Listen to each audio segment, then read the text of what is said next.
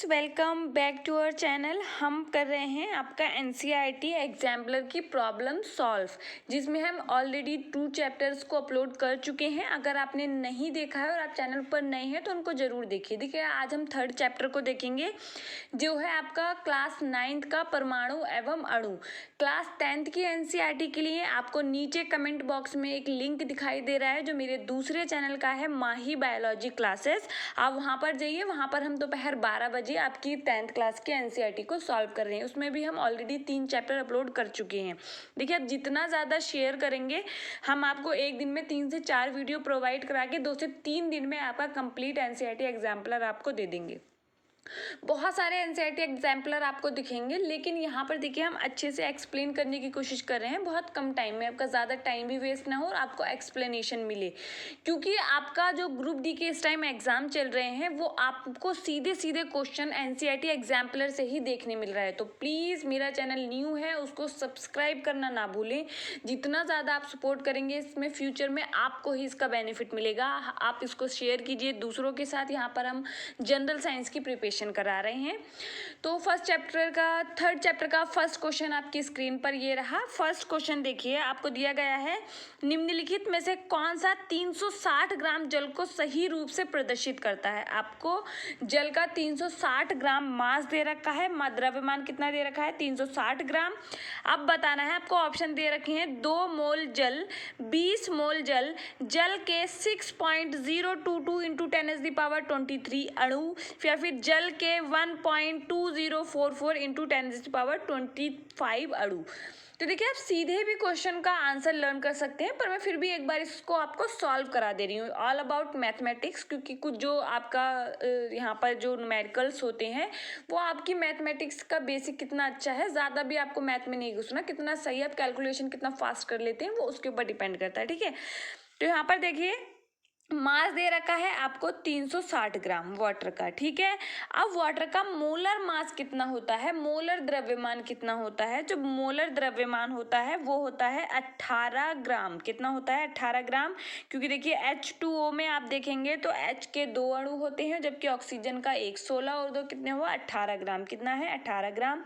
तो ये number of moles, मोलों की संख्या जब हम देखते हैं, अगर हम नंबर ऑफ मोल्स देखें, उसमें मोलों की संख्या, क्या, मोलों की संख्या मैं यहाँ पर लिखने की कोशिश कर रही हूँ, जबकि यहाँ लिखना थोड़ा टफ होता है। मोलों की संख्या कैसे निकालते हैं, इसके लिए आपने फॉर्मूला ध्यान रखना है। मोलों की संख्या का दिया गया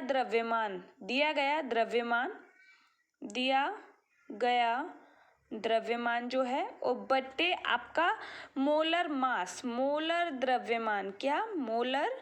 द्रव्यमान। ठीक है, ये है आपका मोलों की संख्या, आप निकालते हैं। तो देखिए, दिया गया द्रव्यमान कितना है, अगर हम देखें तो आपको कितना मास दिया गया है, 360 दिया गया है। और अगर हम जल का देखें तो जल में कितना उसका मोलर मास होता है, मोलर द्रव्यमान होता है, तो वो होता है 18। जब आप डिवाइड करेंगे तो कितना निकल के आएगा, 20। तो मतलब फर्स्ट ऑप्शन आपका इनकरेक्ट हो गया, क्योंकि 2 मोल जल तो होगा नहीं, कितने मोल जल होगा, 20 मोल जल। ठीक है, तो यहाँ पर सेकंड ऑप्शन करेक्ट है। अब देखेंगे, अगर हम ऑप्शन में जाएं तो सेकंड कहाँ पर आपको दिखाई दे रहा है, सेकंड आपको सी में और डी में दिखाई दे रहा है। मतलब फर्स्ट और सेकंड तो, ए और बी तो ऐसे ही इनकरेक्ट हो गए। अब यहाँ पर देखिए, जल के 6.022 इंटू 10⁻23 अणु। तो यहाँ पर समझिए, आप देखिए, 20 मोल का मतलब कितने अणु हुआ। देखिए, 1 मोल में अगर हम अणु देखें तो वो होते हैं 6 एवोगाड्रो संख्या के बराबर, 6 इंटू 10⁻23। 1 मोल में अगर हम देखें तो इतने अणु होते हैं आपके। यहाँ पर 20 मोल है, तो आप क्या करेंगे, इसको मल्टीप्लाई करेंगे। क्या हो जाएगा, यहाँ पर मल्टीप्लाई हो जाएगा। तो कितना होगा, 20 इंटू 6.022 इंटू 10⁻23। अगर हम इस 23 को क्या है, अगर उस तरफ लेके जाएं और हम क्या करें, यहाँ पर आपका इसको रिप्रेजेंट करें आपकी घातों के रूप में, तो यहाँ पर ये 10⁻24 हो जाएगा और वो वहाँ पर 2 ही रह जाएगा। तो क्या होगा, 2 इंटू 10⁻2 इंटू 6.022 इंटू 10⁻23। ठीक है, अब जब मल्टीप्लाई किया इसको तो कितना आया आपका, जब मल्टीप्लाई करेंगे तो क्या आंसर निकल के आएगा, ये आएगा 12.044 इंटू 10⁻25। 25 अभी क्यों आएगा अभी देखेंगे। यहाँ पर हम क्या करेंगे, इसको जब आगे लेके आएंगे तो ये क्या होगा 25 उधर हो जाएगा। तो कितना आंसर आपका फाइनल आंसर क्या होगा 1.2044 इंटू 10⁻23। 1.2 से आप जा सकते हैं तो फोर्थ ऑप्शन भी आपका करेक्ट है। तो यहाँ पर ऑप्शन डी यहाँ पर करेक्ट हो जाएगा। ऑप्शन डी क्या है आपका करेक्ट हो जाएगा। समझ में आया? कमेंट आप ज़रूर करेंगे और सब्सक्राइब करना नहीं भूलना है। अब दूसरा देखिए, एक परमाणु के लिए निम्नलिखित में से कौन सा कथन सत्य नहीं है। आपने बताना है कि एक परमाणु के लिए कौन सा कथन सत्य नहीं होगा। परमाणु स्वतंत्र अस्तित्व में नहीं रह पाते हैं। तो देखिए परमाणु स्वतंत्र अस्तित्व में रह पाते हैं, क्योंकि आपको पता है जो आपकी नोबल गैसें हैं जिनको आप उत्कृष्ट गैसें बोलते हैं या जीरो गैसेस बोलते हैं, वो क्या होती हैं, वो कभी भी अणु नहीं बनाते हैं। हीलियम आपने कहीं ऐसा लिखा हुआ देखा है, He2 हीलियम को ऐसे देखा है, तो नहीं बनाती हैं। तो वो क्या है एग्जिस्ट करती हैं आपकी, तो वो क्या है स्वतंत्र रूप से रह सकता है। लेकिन यहाँ पर आपको दे रखा है नहीं, तो यही ऑप्शन आपका गलत हो जाएगा और इसी का आपका सही आंसर यही है। नेक्स्ट क्वेश्चन देखेंगे, नाइट्रोजन गैस का रासायनिक प्रतीक। देखिए नाइट्रोजन गैस का रासायनिक प्रतीक बोलना है। देखिए आप कंपटीशन की प्रिपरेशन कर रहे हैं या आप क्लास 9th में है, सबसे इंपॉर्टेंट चीज़ है कि आपको 1 से लेकर 30 तक तो परमाणु क्रमांक कितने अच्छे से और परमाणु द्रव्यमान इतने अच्छे से याद होना चाहिए और साथ में आपको प्रतीक भी पता होना चाहिए। सबको पता भी होते हैं और कॉम्पिटिशन वालों को तो 118 तत्वों का पूरा बहुत अच्छे से पढ़ा हुआ होता है। आप समझिए यहाँ पे आपसे नाइट्रोजन का नहीं पूछा है। बहुत ही सिली मिस्टेक जो है आपकी बहुत ही सिंपल क्वेश्चन को गलत करती हैं। यहाँ पे आपसे नाइट्रोजन का प्रतीक नहीं पूछ रहा है, यहाँ पर आपसे नाइट्रोजन गैस का प्रतीक पूछ रहा है, जो कि क्या होगा N2 होगा, क्योंकि N के दो परमाणु आपस में मिलकर क्या बनाते हैं, नाइट्रोजन गैस को बनाते हैं, ध्यान रखना है। फिर आपसे पूछा गया है सोडियम का रासायनिक प्रतीक। तो सोडियम का रासायनिक प्रतीक Na होता है, जिसका परमाणु क्रमांक आपका कितना होता है 11 होता है, परमाणु द्रव्यमान 23 होता है। नेक्स्ट क्वेश्चन की तरफ बढ़ते हैं, निम्नलिखित में से किसका भार सबसे अधिक होगा। फिर से आपका क्या आया, एक तरह का न्यूमेरिकल आया। तो देखिए जिसमें नंबर ऑफ मोल्स ज़्यादा होंगे उसका क्या होगा, मोलर मास क्या होगा, उसका भार भी सबसे ज़्यादा होगा। अगर आप इसको निकाल लें तो नंबर ऑफ मोल्स कैसे निकालते हैं, अभी हमने देखा था दिया गया मास और उसका मोलर मास। तो यहाँ पर अगर आप देखेंगे सुक्रोज का अगर आप मोलर मास निकालेंगे, मोलर मास कैसे निकालते हैं, सबसे इंपॉर्टेंट चीज़। तो देखिए मोलर मास कैसे निकालते हैं, आप देखेंगे कार्बन का परमाणु क्रमांक 6 होता है, लेकिन उसका परमाणु द्रव्यमान 12 होता है। हमने परमाणु द्रव्यमान लेना है 12, अब उसको क्या है 12 ही कार्बन है, तो यहाँ पर क्या करेंगे उसको इंटू करेंगे 12 से, फिर आपका आएगा प्लस हाइड्रोजन का कितना होता है 1 होता है, प्लस यहाँ पर अगर हम देखेंगे तो कितने हाइड्रोजन हैं आपके 22 हाइड्रोजन हैं। फिर आता है आपका प्लस ऑक्सीजन का कितना होता है 16 होता है और कितने हैं 11 है। जब आप इसको सॉल्व करेंगे तो आपका आंसर जो कुछ निकल के आएगा वो 342 निकल के आएगा। कितना निकल के आएगा 342।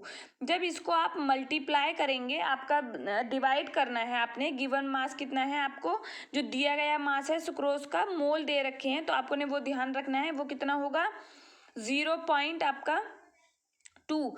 जब इसको आप ऐसे मल्टीप्लाई करेंगे, क्योंकि हमें फॉर्मूला क्या पता है, नंबर ऑफ मोल, जो मोलों की संख्या होती है, नंबर ऑफ मोल कितने होते हैं, दिया गया मास और मोलर मास, और निकालना आपने क्या है number of mole given mass निकालना है, उसका मास निकालना है, मतलब जो फिर तो आप क्या करेंगे नंबर ऑफ मोल और प्लस इंटू कर देंगे मोलर मास। तो नंबर ऑफ मोल यहाँ पर कितने दे रखे हैं 0.2 और इंटू करेंगे उसके मोलर द्रव्यमान से, तो कितना आएगा यहाँ पर कुछ आएगा 68.4 जब आप इसको मल्टीप्लाई करेंगे, ठीक है 342 इंटू 0.2 को। फिर आता है कार्बन डाइऑक्साइड के 2 मोल। तो कार्बन डाइऑक्साइड का अगर हम देखें कितना होता है 44 होता है। कैसे निकाला 12 प्लस आपका ऑक्सीजन का कितना होता है 16 और दे रखे हैं कितने आपके 2, तो यहाँ पर क्या हुआ 32 और कितना होगा 44 को जब 2 से मल्टीप्लाई करेंगे तो कितना आएगा 22।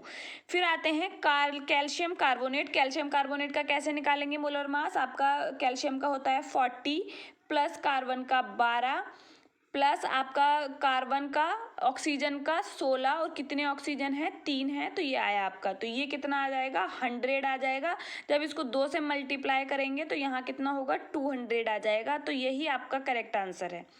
फिर एक बार हाइड्रोजन का भी आपका डी का भी देख लेते हैं। आप देखेंगे आपका जो 10 मोल दे रखा है और आपका जल का कितना होता है, 18 होता है। आपका जब इसको मल्टीप्लाई करेंगे आप इन दोनों को, तब कितना आएगा, 180 आएगा। तो यहाँ पर जो करेक्ट आंसर होगा किसका सबसे ज़्यादा आ रहा है, 200 आपका सी। तो सी आपका करेक्ट आंसर है। ठीक है, ध्यान रखना है, हमें नंबर ऑफ मोल्स पता है कैसे निकालते हैं, दिया गया मास, मोलर मास। तो हमने मास निकालना है, तो वो दोनों आपस में क्या हो गया, साइड में मल्टीप्लाई हो जाएगा, मोलर मास और क्या आपका नंबर ऑफ मोल्स। ठीक है, नेक्स्ट क्वेश्चन देखेंगे। निम्नलिखित में से किसमें परमाणुओं की संख्या सबसे अधिक होगी। तो देखिए, जिसके सबसे ज्यादा मोल होंगे उसमें सबसे ज्यादा क्या होंगे, एटम होंगे, अणु होंगे। ये चीज भी ध्यान रखनी है। परमाणु और अणु की संख्या हम ऐसे ही निकालते हैं, मतलब जिसमें सबसे ज्यादा मोल है उसमें क्या है, सबसे ज्यादा आपके एटम होंगे। एक मोल में अगर देखें कितने एटम होते हैं, तो ध्यान रखना है, इसको कॉन्सेप्ट को कभी नहीं भूलना है। 6.022 इंटू 10⁻23 जो कि है आपको एवोगाड्रो नंबर, जिसको Na से प्रदर्शित करते हैं। ठीक है, जब आपके एक मोल में जो दिया गया मास है आपका, जो आपको मास दे रखा है कितना, 18 ग्राम, और आपका 18, इससे क्या है, हमें क्या पता करना है, आपका जो दिया गया मास है उससे डिवाइड कर देंगे आपके नंबर ऑफ मोल्स निकालने के लिए। दिया गया, यही तो आपकी नंबर ऑफ मोल्स का फॉर्मूला है, दिया गया मास और क्या है, मोलर मास। यही तो मोलों की संख्या ऐसे ही तो निकालते हैं। तो हमें क्या करना है, मोलों की संख्या निकालनी है पहले। जब अगर हम मोलों की संख्या निकाल लेंगे, जिसमें मोलों की संख्या सबसे ज्यादा होगी उसमें क्या होगा, उसमें परमाणुओं की संख्या भी सबसे ज्यादा होगी। तो कैसे निकालेंगे, दिया गया मास और डिवाइडेड बाय, उससे भाग कर देंगे किसको, मोलर मास को। तो देखिए, दिया गया मास कितना है, 18, और आपका H2O का मोलर मास भी कितना होता है, वो भी होता है 18। तो कितना आ जाएगा, 1 आ जाएगा। ठीक है,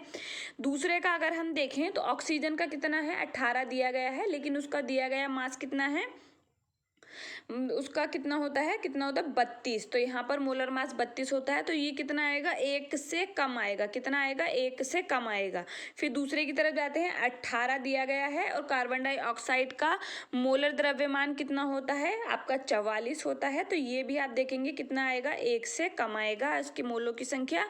फिर देखेंगे मिथेन का 18 ही दिया गया मास सबका बराबर है 18। उसका मोलर द्रव्यमान देखेंगे तो वो कितना है, होता है 16 होता है। तो यहाँ पर देखिए, यहाँ पर क्या आएगा, 1 से ज्यादा आएगा। 1 से क्या होगा, ज्यादा आएगा, क्योंकि यहाँ पर नीचे क्या है, 16 है, तो वो 1 से ज्यादा आएगा।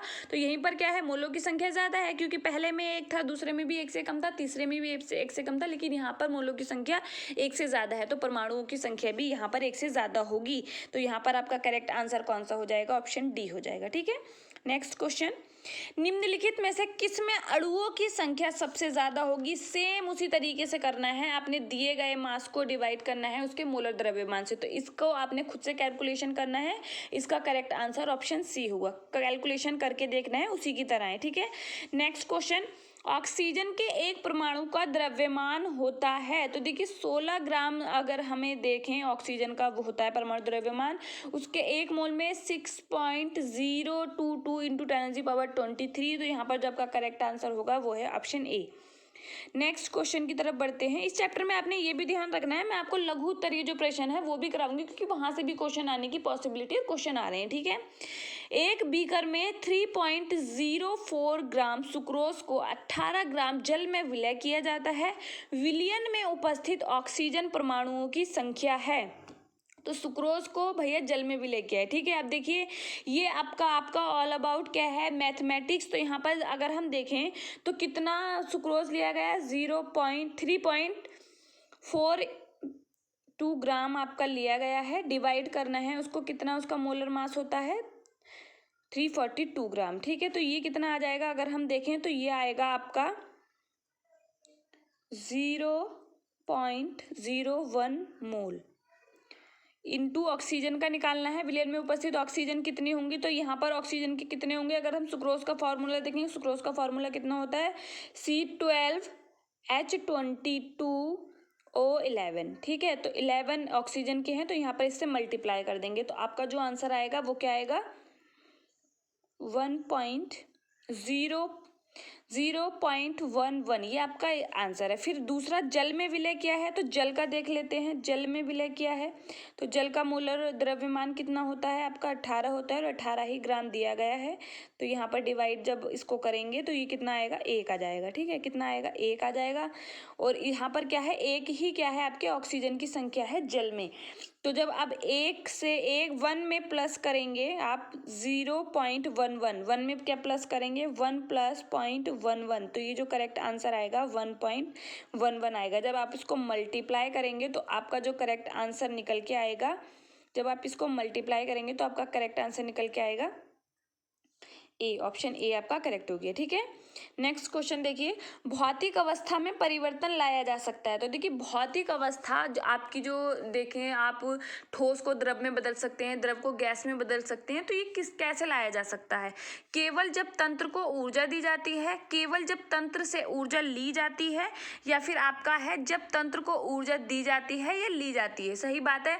देखिए जब अगर आपने ठोस से द्रव में जाना है तो तब आप क्या करेंगे, उसको ऊर्जा देंगे तो वो क्या होगा, ठोस से द्रव में कन्वर्ट हो जाएगा। लेकिन ऐसा भी तो हो सकता है आपको द्रव से ठोस में जाना हो तो क्या होगा, उससे एनर्जी ली जाएगी, उसको कूलिंग इफेक्ट दिया जाएगा, तब वो क्या करेगा, आपका द्रव से ठोस में आएगा। तो यहाँ पर जो करेक्ट आंसर है वो है ऑप्शन सी।